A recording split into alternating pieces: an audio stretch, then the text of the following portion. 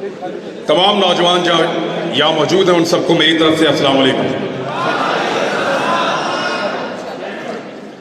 कासिम भाई, आपका सुनने के लिए बहुत शुक्रिया। आपको जल्दी जाना था, लेकिन इसके बावजूद आपने कहा कि पहले आप बात कर लो, और मेरे लिए बड़ा ऑनर है कि मैं आपके सामने बात कर रहा हूं। यहां सारे लोग शऊर वाले बैठे हैं, नौजवान हैं, इनके साथ इनके ख्वाब बंधे हुए हैं। यहां बहुत सारे लोगों ने आपको बहुत सारी चीजें बताई होंगी। इनफरादी हैसियत में आगे कैसे बढ़ना है, आप सबने अपनी अपनी जिंदगी में क्या करना है, ये आप सब बेहतर जानते हैं। मैं इनफरादी मामलात पे बात नहीं करूंगा कि एक आदमी को क्या करना चाहिए, एक नौजवान को अपनी जिंदगी बनाने के लिए क्या करना चाहिए। आप सबका अपना अपना अंदाजा है अपने आप को लेकर। आप सब अपनी काबिलियत को, अपनी हिम्मत को और अपने ख्वाबों को जानते हैं। हर एक को पता है कि वो कितने पानी में है और क्या बन सकता है। थोड़ा सा प्लान करने की जरूरत है, तो उस पर बात नहीं करूंगा। अकेले कामयाब हो जाना कोई कामयाबी नहीं होती। कामयाबी वो है जो सारों को मिले, मिलकर कामयाब हो सबके सब। और उसके लिए हमें इज्तिमाई जिम्मेदारी अदा करनी पड़ती है। सारे मिलकर काम करेंगे, यानी बहुत सारी चीजें आज से 8-10 माह पहले मुझे नहीं पता थी। मैंने भी मुताला पाकिस्तान की और माशरती उलूम की वही किताबें पढ़ी हैं जो आप लोगों ने पढ़ी हैं। अधूरा नॉलेज, पूरी तालीम ही नहीं देते, पूरी बात ही नहीं बताते, आपको आधा सच बताते हैं, आधा सच। एक अजीबोगरीब नर्सरी में हमें बड़ा किया जाता है। हुब्बुल वतनी के क्राइटेरिया सेट कर दिए जाते हैं। ये करोगे तो तुम मुहिब्बे वतन हो, और अगर ये लाइन क्रॉस करोगे फिर नहीं हो। गलत किताबें पढ़ाई, गलत निसाब पढ़ाया, सही और पूरी बात कभी नहीं बताई। सही बात पता चलती है जब आप प्रैक्टिकल लाइफ में आते हैं, जब आप उन लोगों के साथ डील करते हैं, फिर आपको समझ आती है कि आपके साथ तो धोखा हुआ है। आपकी राय तो राय ही नहीं है। और फिर आप में से जो खड़ा होता है उसको निशाने इबरत बनाते हैं, क्योंकि वजह यह है कि इस हॉल में मौजूद हजारों लोगों में से एक खड़ा होता है, 2 खड़े होते हैं, सब खड़े नहीं होते। एक की टांगे उतारना, एक की टांगे तोड़ना आसान है, एक का मुंह तोड़ना आसान है, एक को गिरफ्तार करना आसान है, एक की शलवार उतारना आसान है, किसी एक को नंगा करके उस पर तशद्दुद करना आसान है, सब पे नहीं किया जा सकता। इसलिए मैं कह रहा हूं कि मैं इज्तिमाई जिम्मेदारी पे बात करूंगा। अकेले अकेले कब तक लड़ेंगे? वो जंगल में पड़ा रहा अकेला 2.5 महीने तक, इसी लड़ाई में उतरा था। अरशद शरीफ, तकलीफ होती है उसके बारे में बात सुनकर। जब मोबाइल खोलता हूं बीच में आता है वो कहीं, कोई ना कोई तस्वीर बीच में होती है, तकलीफ होती है। अकेला जंगल में पड़ा था 2.5 महीने तक। उसने अपने मुंह से कहा कि मैं एक कमीज के अंदर बार बार प्रोग्राम कर रहा हूं। किसके लिए लड़ रहा था? हक के लिए, इंसाफ के लिए, सबके लिए एक जैसा पाकिस्तान होगा, इसके लिए कोई बंद कमरों में फैसले नहीं करेगा, इसके लिए लड़ रहा था।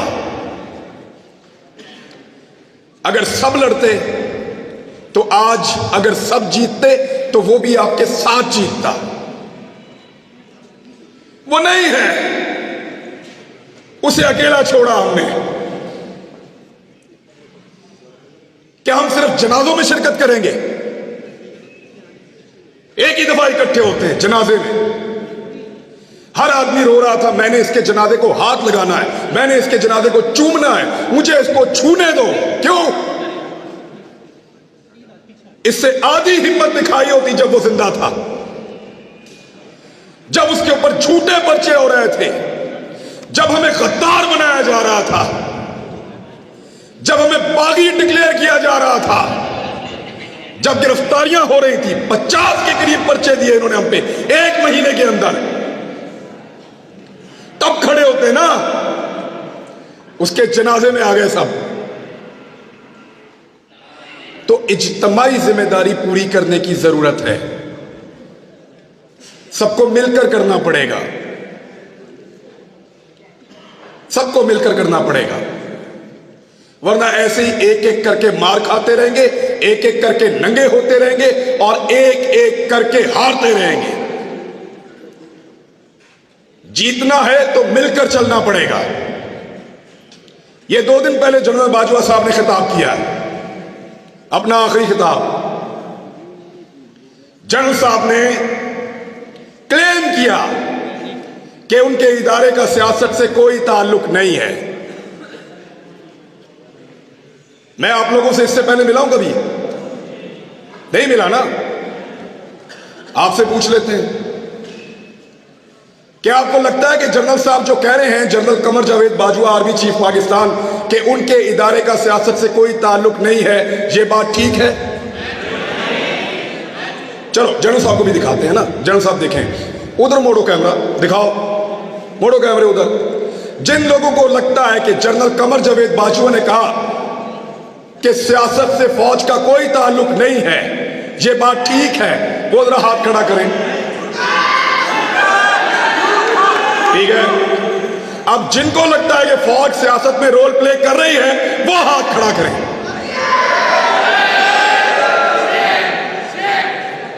लो जनरल साहब, ये रह गया एतबार आपका। निकलो बाहर, पूछो लोग किसकी इज्जत करते हैं, पता करो मारने वालों की इज्जत कर रहे हैं या मरने वालों की। पूछो जिन्होंने जमीन तंग की, जिन्होंने मारा, बाहर लोग उनकी इज्जत कर रहे हैं। निकल के देखो पूरी दुनिया के अंदर, जाओ जाओ, निकलो पूरी दुनिया में, तुम्हें तुम्हारी औकात पता चले। लोग तुमसे प्यार करते हैं या जान देने वाले अरशद शरीफ से प्यार करते हैं, पूछो जाके, आईना नजर आएगा, औकात पता चलेगी। जान से ही मार दिया। इस मुल्क को उसके लिए इन्होंने जहन्नुम बनाया था, साबिर शाकिर के लिए जहन्नुम बनाया था, सबको परेशान किया है, हमारे खानदानों तक को हरासा किया गया है, क्योंकि हम अकेले अकेले लड़ रहे थे। सबको लड़ना पड़ेगा।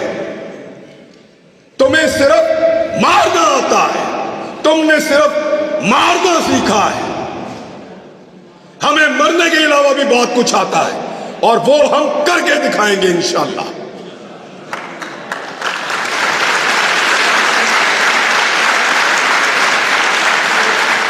ये नहीं हो सकता कि तुम बंद कमरों के अंदर फैसले करो कि मुझे उसकी शक्ल पसंद नहीं है, वो मेरी बात नहीं सुनता, वो मेरे से ज्यादा मकबूल हो रहा है,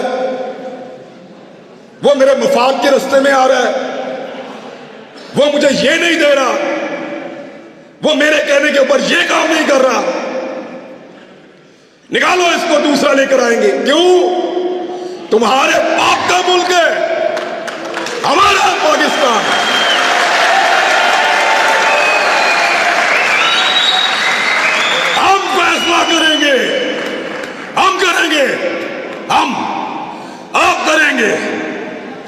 किसी को बंद कमरे के अंदर फैसला नहीं करने देंगे। सबका मुल्क है, सब मुल्क में वतन है, सब इस मुल्क के वफादार हैं। ये जब मुझे इन्होंने गिरफ्तार किया, ये मुझे लेकर घसीटते थे, कभी एक थाने में, कभी दूसरे थाने में, कभी तीसरे थाने में। इनको लगता था ये मुझे टॉर्चर कर रहे हैं। खुदा की कसम मुझे पुलिस वालों ने कहा, हर पुलिस वाले ने कहा कि इमरान भाई हम शर्मिंदा हैं। पूरा निजाम जरगमाल बनाया हुआ था, एक आदमी की हमदर्दी इनके साथ नहीं थी। मैंने खुद देखा है, कोई आदमी सामने आकर कहता था, कोई छुप कर आकर कहता था, लेकिन सारे कहते थे तेरे साथ ज्यादती हो रही है। लेकिन जिस दिन सब मिलकर कहेंगे, आदम सवाती ने अकेले बुजुर्ग आदमी ने तमीज सिखा दी ना। आज देखा आपने, पहले उसको रात के अंधेरे में गिरफ्तार किया, रात को आए चोरों की तरह, डाकुओं की तरह, उसकी फैमिली के सामने उसको मारा, टॉर्चर किया, जलील किया, ले जाकर कपड़े उतारे, वीडियो बनाई और उसको रुसवा किया। थोड़े दिन पहले की बात है, 1.5 महीना हुआ मेरे ख्याल में। आज आदम सवाती फिर गिरफ्तार हुआ है, लेकिन कैसे हुआ? सुबह मजिस्ट्रेट साहब आए, दरवाजा खटखटाया, आदम सवाती साहब घर में हैं? जी हैं, बाहर बुला लीजिए। आदम सवाती साहब बाहर आते हैं और उनको वारंट दिखाया कि हुजूर आपके खिलाफ कानूनी चाराजोई हुई है, ये वारंट मौजूद है, आपकी गिरफ्तारी करना चाहते हैं। बने ना बंदे दे पुत्र, एक आदमी तमीज सिखा रहा है। सोचो,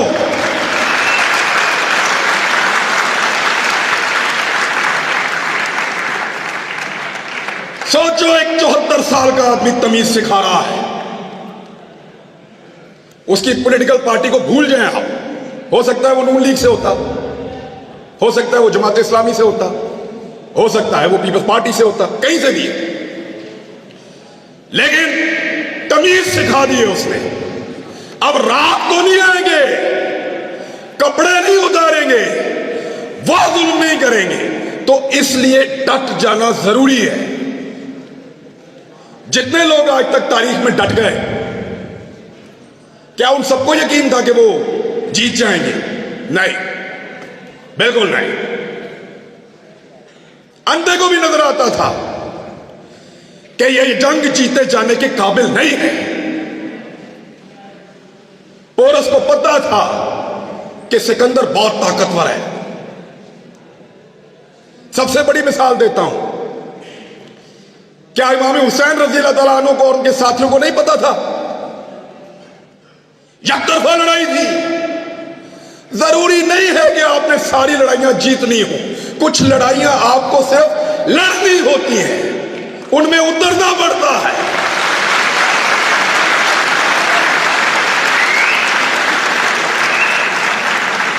लड़ाई जीतने से मकसद नहीं है, लड़ाई लड़ने वालों में अपना नाम लिखाओ। मैं लड़ा था, मेरी लड़ाई थी, मैं उसके अंदर उतरा, मैं हक पर था, मैं जीता या हारा मेरा अल्लाह जानता है, वो फैसला करने वाला। लड़ाई कौन जीता? इमाम हुसैन जीते या यजीद जीता? सबका इत्तेफाक है इस बात पे। तो फिर लड़ाई लड़ना सीखो, लेकिन इज्तिमाई फायदे के लिए। सर को नीचे फेंक देना, मसलिहत के तहत चुप हो जाना, इसको हमारे यहां पे लोग अक्लमंदी कहते हैं। अक्लमंदी नहीं है, बुज़दिली है। मैं भी बुज़दिल था जब तक मुझे नहीं पता था। जब समझ आई तो मैं लड़ाई में आ गया। मुझे नहीं पता कल क्या होगा, इसका अंजाम क्या होगा, ये जो रिजीम चेंज ऑपरेशन हुआ पाकिस्तान में, सारे के सारे इसके बेनिफिशियरी हैं। जिन्होंने किया उनके केस खत्म हो गए। जिसके खिलाफ हुआ, जब मर्जी इलेक्शन कराओ जीत जाएगा। यानी इमरान खान को भी फायदा, शहबाज शरीफ को भी फायदा, जो करने वाले उनका भी फायदा। सब कुछ ना कुछ लेकर गए। नुकसान किसका हुआ? हमारा हुआ है। हमारा एक आदमी कम हो गया है। अगर दोबारा लड़ाई होगी तो हम अपने एक बेहतरीन आदमी के साथ मैदान में नहीं आ सकेंगे। हमारा एक आदमी कम हुआ, अरशद शरीफ। नुकसान तो हमारा हुआ है, फायदा तो सबने उठा लिया है। मेरी आप सबसे गुजारिश कि लड़ाई को लड़ना सीखिए, इस रविश को बदलिए। अगर ये इस्लामी जमहूरिया पाकिस्तान में डेमोक्रेसी है तो फिर सही वाली होनी चाहिए, या तो निजाम को ही बदल दो। ये नहीं हो सकता कि आप दुनिया को पढ़ाएं कि पाकिस्तान में जमहूरियत है और जहां पे आप तमाशा लगाकर रखेंगे, चार बंदे बैठेंगे और फैसला करेंगे और पूरा का पूरा निजाम बदल देंगे। ये नहीं होने देंगे। कहने को मैं और बहुत कुछ कह सकता हूं, फिर इन लोगों को फोन आएंगे, फिर इनसे पूछेंगे मुंतजिम कौन था।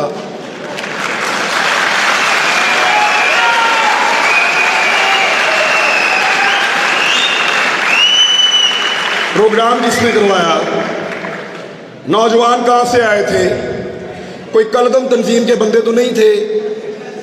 यानी फिर इस तरह के सवालात होंगे और हुए हैं। हम अपने दोस्तों और रिश्तेदारों से मिलने नहीं जा रहे। जिधर से हम होकर आते हैं वहां ये पीछे पहुंच जाते हैं। जी आपसे क्या ताल्लुक है, आप कैसे जानते हैं?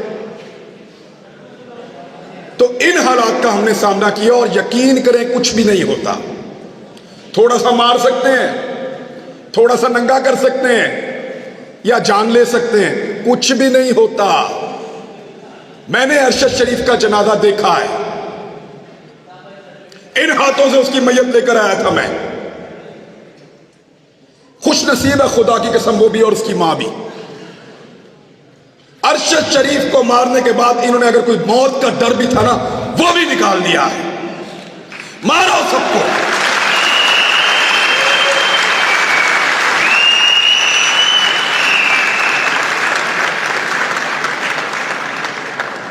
क्योंकि जब आपको इस बात का यकीन हो कि आप तारीख की दुरुस्त सिमत पे खड़े हैं, जब आपको यकीन हो कि आप जुल्म के खिलाफ खड़े हैं, तो फिर इससे कोई फर्क नहीं पड़ता कि आपके साथ क्या हो रहा है। मैं ये पहली दफा गिरफ्तार नहीं हुआ। एक छोटी सी चीज आपको बताता हूं, मैं पहले भी गिरफ्तार हुआ हूं मैं, लेकिन पहले मेरा दिल ही नहीं लगता था। एक लम्हे के लिए भी मेरा दिल करता था मैं अभी बाहर आ जाऊं, और इस मर्तबा मुझे परवाह भी नहीं थी ये जो मर्जी करें। जब आप किसी कॉज के साथ खड़े होते हैं, जब आपको लगता है कि आप जुल्म और जबर के खिलाफ खड़े हैं, तो फिर अल्लाह ताला भी आपको हौसला देता है, आपको इस्तकामत देता है और आपको सब्र देता है। मैंने सीखा इन दिनों में ये सारा कुछ। मेरे ख्याल में इतनी बात बहुत है। थैंक यू वेरी मच जी, बहुत शुक्रिया आपका। मेरे साथ सब लोग मिलकर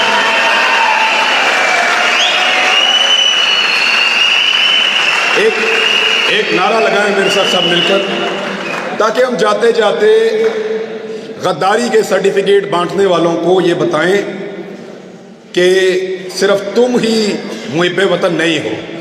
Pakistan, Pakistan. Thank you very much.